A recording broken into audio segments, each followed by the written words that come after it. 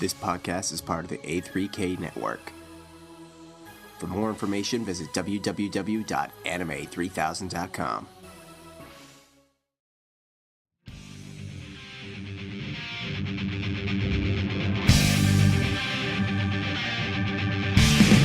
What's up, everybody? You're listening to the Two Guys and a Mic podcast. I'm Jameer Durham, and joining me in the show will be the laughing man himself, Michael Martinez. We're dedicated to giving you the best in anime news, reviews, and convention coverage. We can also be found hosting the A3K podcast on anime3000.com. Now join us as we review the first season of Spice and Wolf.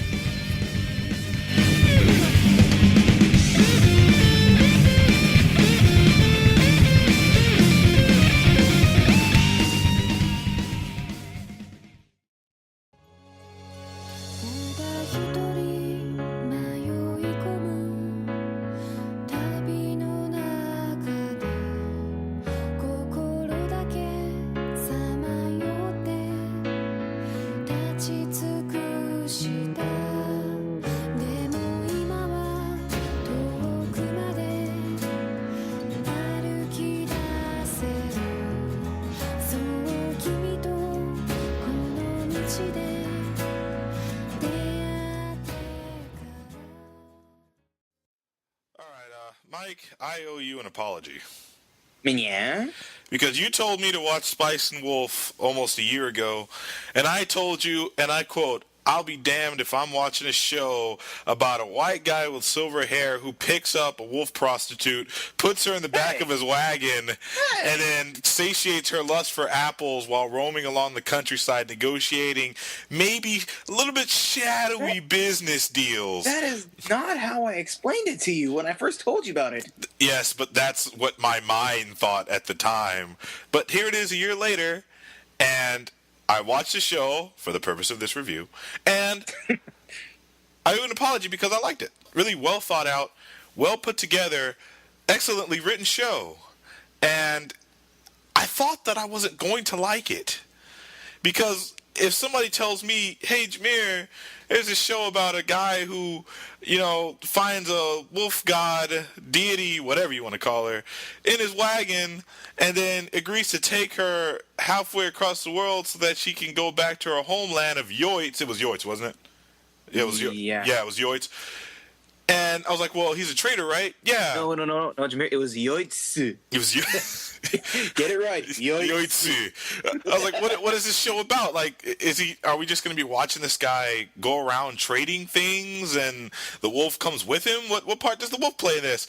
And you're like, well, watch it and find out. So I watched it. And I'm glad I did.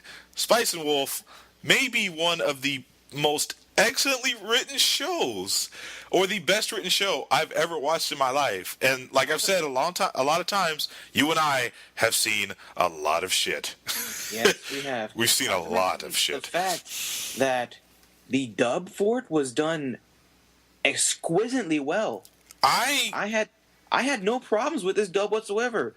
I wasn't, gritting my teeth. I wasn't, staring off into the scenery going, "That's a like nicely drawn piece of..." Got that Bobobo syndrome. That's a nicely drawn piece of wheat. Although I did say that because I was like, when it showed the wheat, however, but the people that they got for the English dub was done very well, and I'm actually happy with it. I watched it in Japanese for a little bit, to see how it was. Yeah. And I kind of found myself 50-50. I'm not going to lie to you, by the end of the first season, I had a man crush on Holo. Like, I don't think it was the character. I think it was the voice behind the character. Because Brina Palencia, she should be a secret agent because she could persuade people to do... Yeah.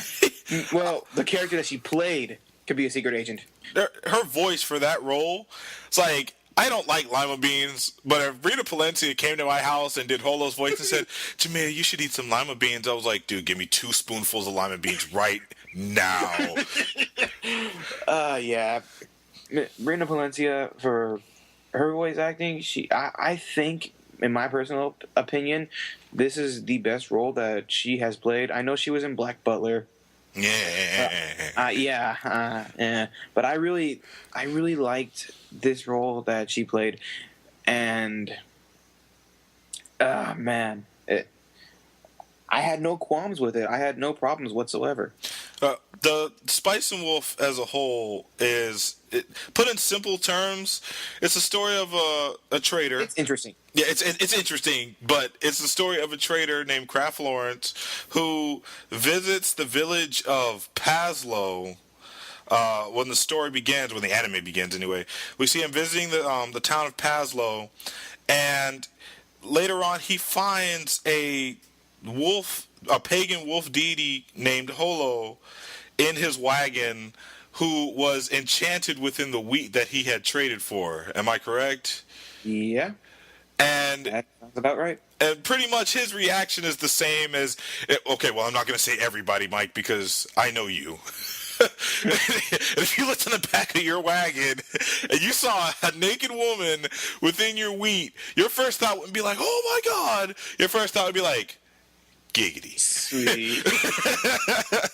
I'd be like, dear diary, jackpot. Bye.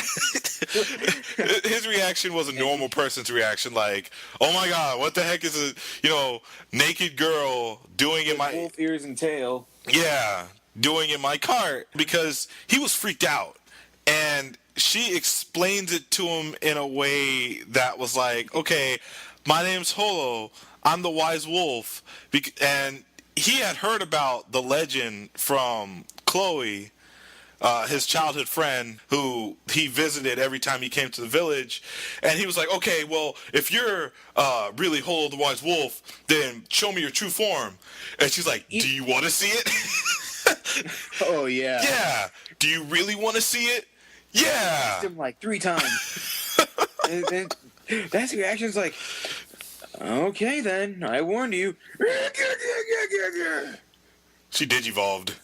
And yeah, he did. He could not take it. He was like, oh God, okay, no, put it away. Put it away. Later on they explain that Holo is struck a deal with one of the villagers of Paslow to make the wheat within that, or the harvest, to make the harvest within the village, bountiful every year.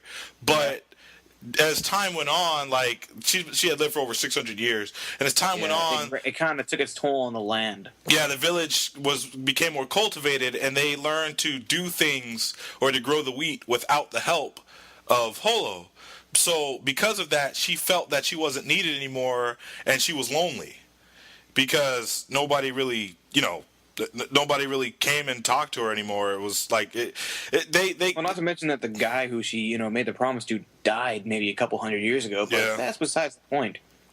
Yeah, she decides, okay, since the village doesn't need me anymore, she tells Lawrence that I need you to take me to Yoitsu. Yeah, to the north, to my homeland. And since Kraft Lawrence is kind-hearted by nature, which is like the best way that you could describe him. Holo rips on that so many times during the series. Like, you are too kind-hearted, and it's like, yeah. It's like, you're kind-hearted by nature, complete stranger, maybe a potential wolf god. Well, she's not potential because she showed him her true form, so he knew that she was a god. But God tells you, hey, I want you to take me to my home in the north. Okay. Just so long as you can pay for yourself. Yeah, that's a lot of good that did. Well, that's like going up to me, Mike. You'll be transported to the world of Negima. Now, the only problem is done deal. Like, wait, but you don't even know what it. Do I get superpowers? Well, yes, but that's not the done deal. That's it. That's it. He didn't know like what she was. What her real deal was. Like, all he knows is, okay, I'm taking this wolf deity to the north. This is the thing that made this show snap for me. The first and second episodes, my thought was, okay, she's traveling with him. It's kind of like she just bartered her way on, like, you're taking me to the north. Fine. Okay. At least it wasn't Haruhi, because at least that way she would have been like hella. Would have had no choice. But she helps him. It's not that she's freeloading off of his everything, because then the show would get boring and stale. She helps him. because during his trades, since she has plus 600 years on him and she knows more things about the world than he does, he could strike a deal that was potentially, for profit. Like, okay, I'm going to trade these apples for this amount of fur. And the guy's like, okay, well, the most that I can do is 120. What were the gold coins called? I remember that. Yeah, you remember, like, what were the gold coins called? They were Loy. They were I don't even remember. they were called Trini silver coins. Yeah, it's just like, I can do 140 Trini silver coins. And and Lawrence was like, 150. 150, fine, you have a deal. And she's like, excuse me. She took a page out of Lawrence's book with the little cough thing that Lawrence does. It's like, excuse me, sir. Would you mind coming over here for a second and smelling the fur? I was like, okay. Yeah, that's what I was like. I was like, what? Honestly, that got me for a second. Because I had to think about that. I was like, son of a bitch, she did that. Like, how she just... Because before this, she had bought a shitload of apples, right? Yeah. And she was eating them in the cart while they were going to the Milo Trading Company to sell off the furs. And when he gets there, it's like, oh, he's like, take a look at these pelts, see how fine they are. Like, give them a tug, they're good. 150 Trini silver coins. Okay, fine. Holo, sir, smell the fur, please. Smell like fruit. Yes, they do. That's because these fur. Well, I think she told him that the furs have been on animals that ran through the trees or whatever, like in the forest, and the forest bore fruit, so their furs started smelling like the fruit that the trees bore. When in reality, the furs had just been sitting in the back of the wagon in the apples for like the past couple of days. That's why they smell like fruit, dude. Yeah, that was she got him so funny, and the thing that made me automatically love Holo was the fact that she bragged about it. It's like, oh, well, maybe next time he'll learn, Yeah. Like, damn. Because Lawrence was mad that he had. Yeah. He's like, did you have to trick him? And she's like, well, think about it this way: if I hadn't tricked him, then we'd have never known the secret that somebody else might have come before you and done, so that you couldn't have got that money that you just got. And he was like, touche. It was like, touche, salesman. Yeah. Like, this series on a psychological level is very entertaining to watch. And the stuff that, like, the shenanigans that Holo and Lawrence just That's exactly what they are. Shenanigans. Yes. Yes. It's like this. Jack Sparrow, Holo, and Lawrence. Are you serious, man? Yes. Okay. Pirates of the Caribbean comparison to an anime?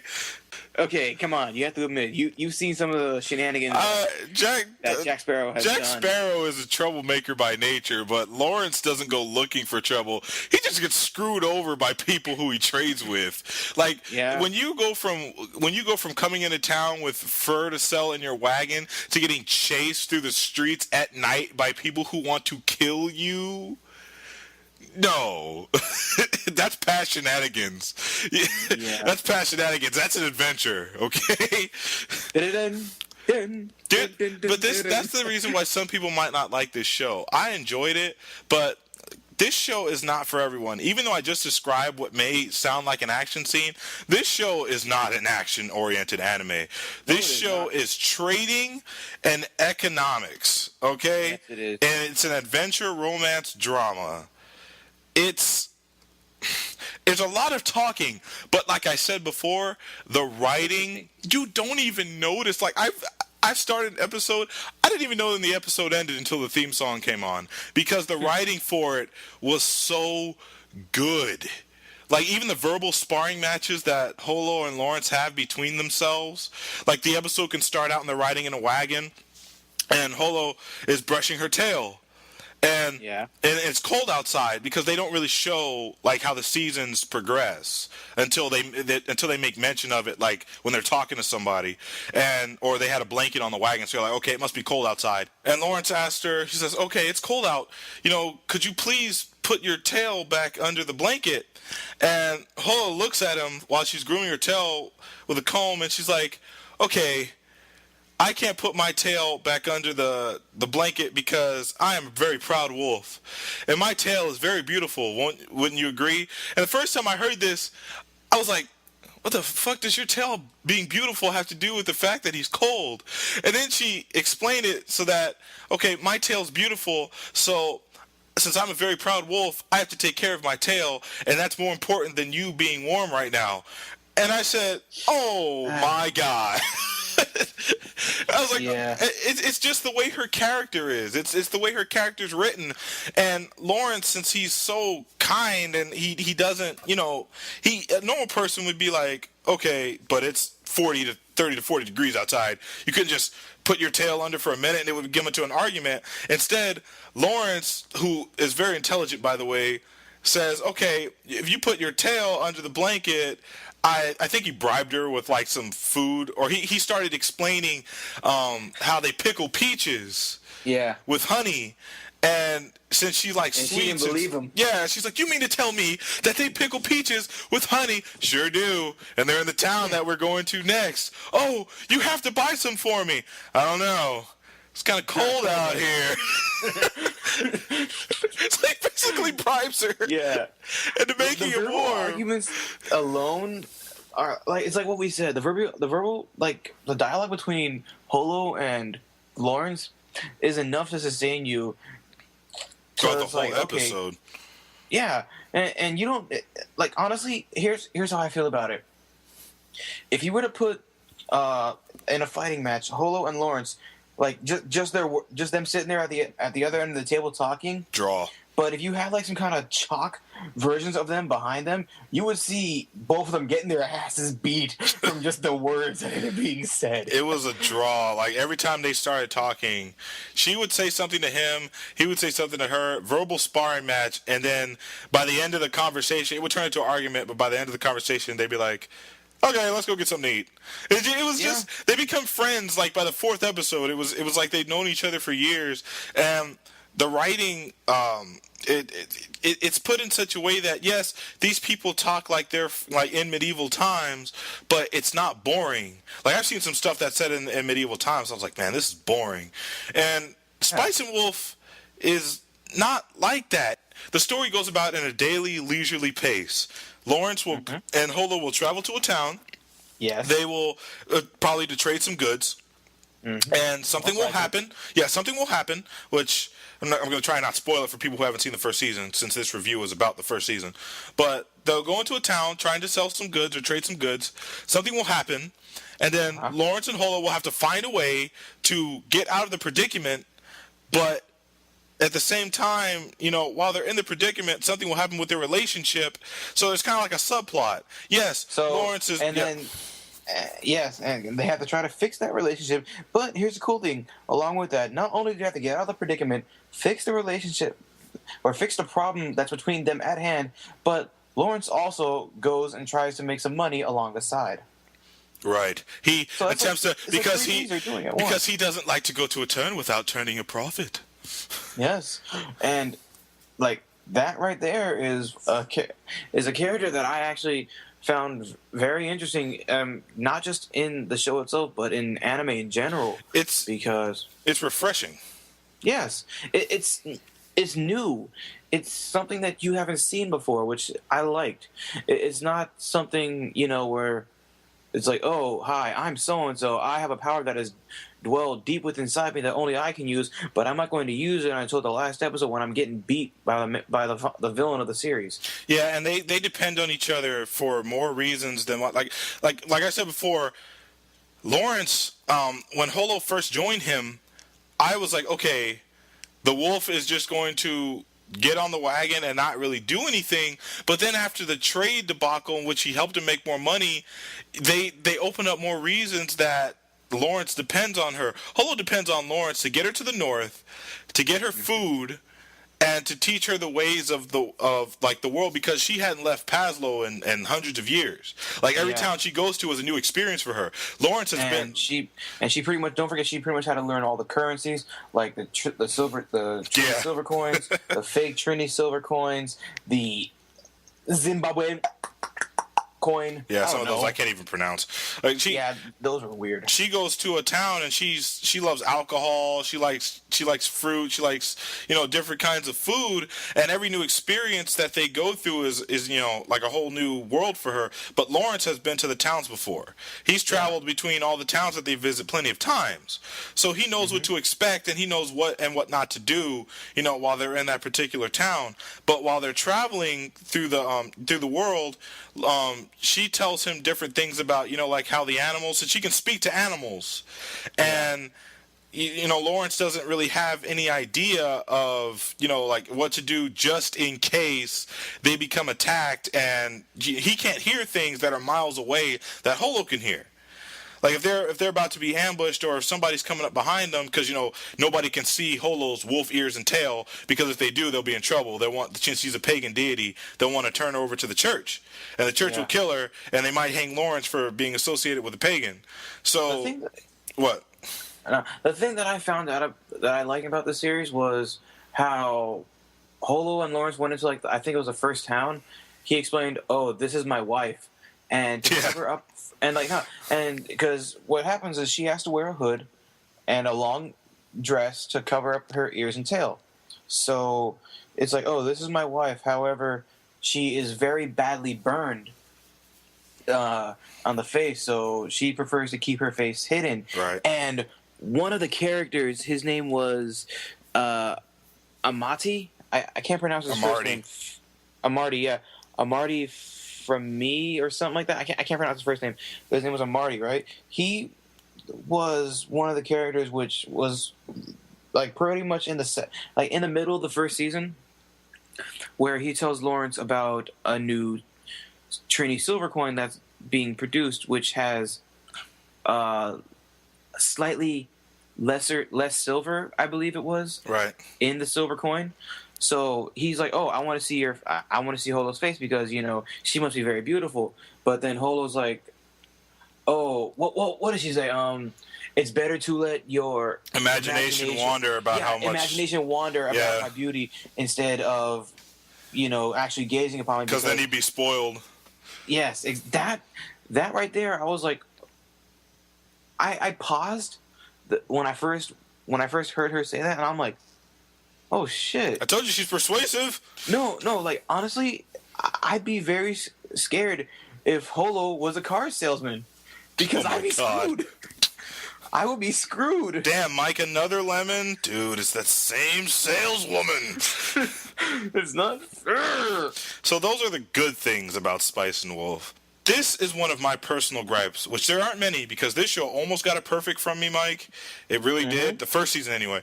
But here's the thing that I didn't enjoy about Spice and Wolf. Oh boy, this will be fun. It takes place in a fantasy world, correct?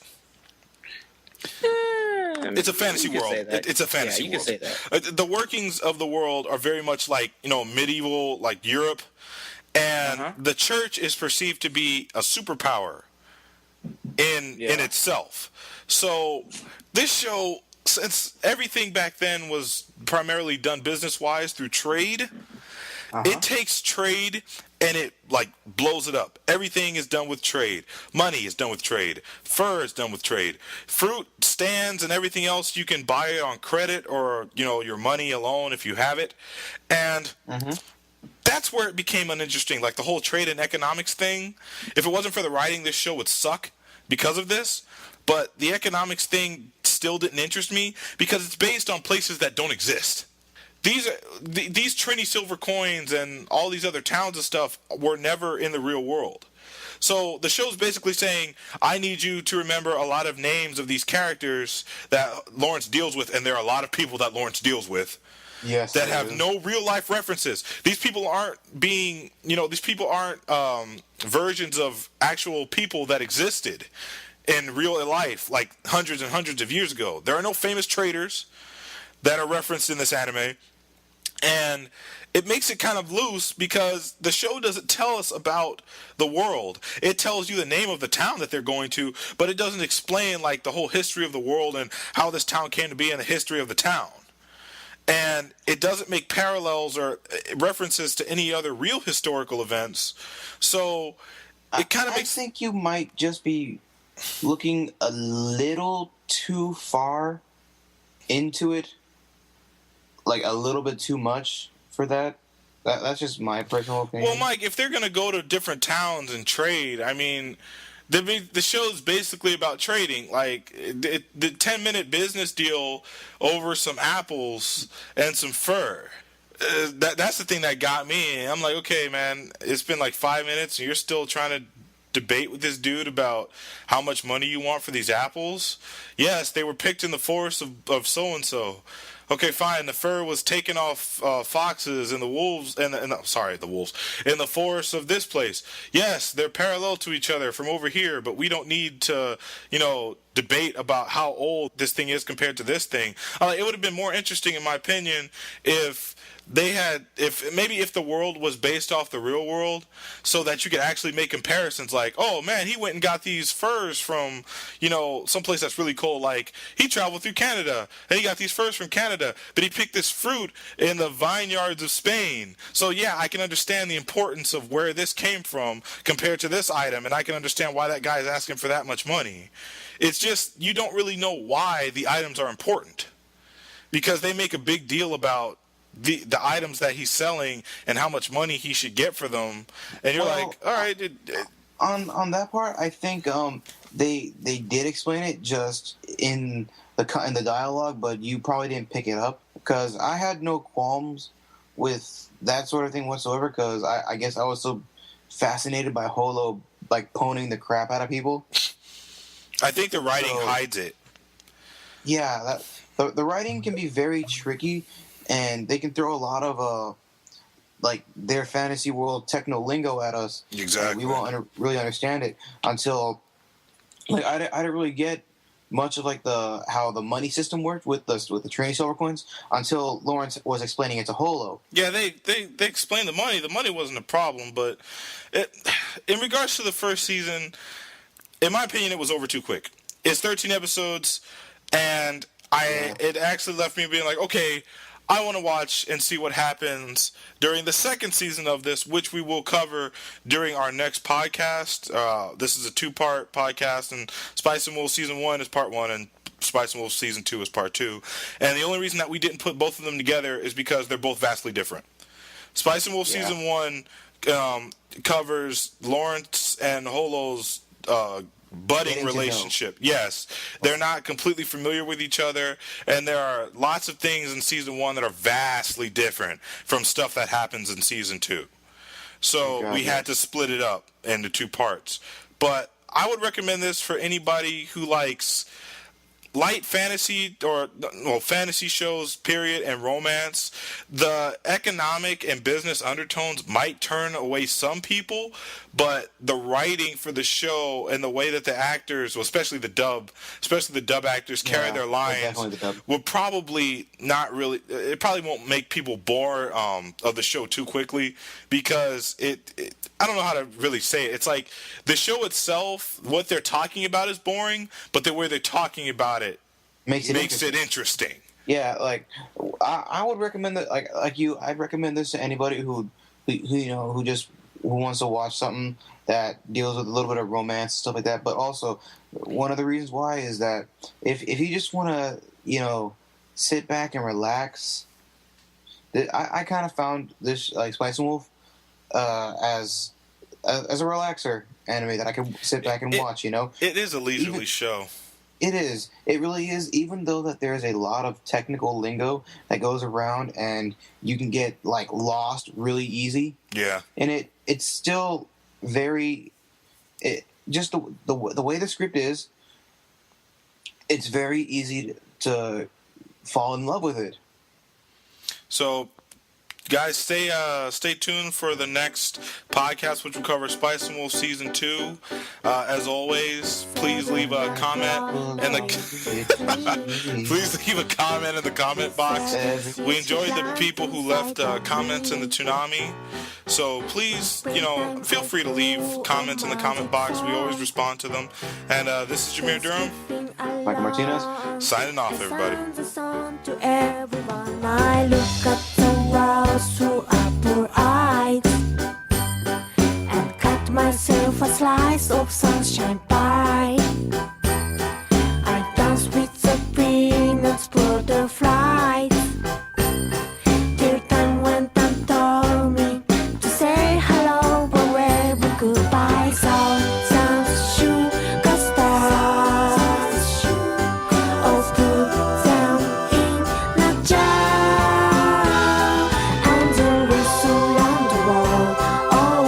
surround